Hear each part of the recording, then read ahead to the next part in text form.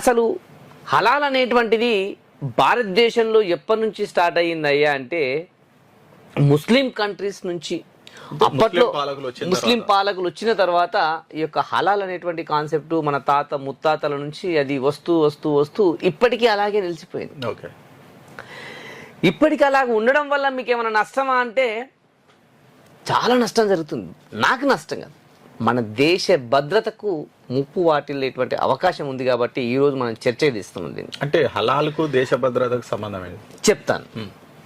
హలాల్ అనేటువంటిది company products పైన, అంటే తినే ప్రొడక్ట్స్ పైనే కాకుండా మటన్ చికెన్ లాంటి మనం చాలా మంది ఏమంటారు హలాల్ అనేసరికి కోని కోయడం, మేకలు కోయడం, గొర్రెం కోయడం, ఈ విధమైనటువంటి దానిపైన మైండ్కే మన మైండ్ సెట్ వెళ్తుంది.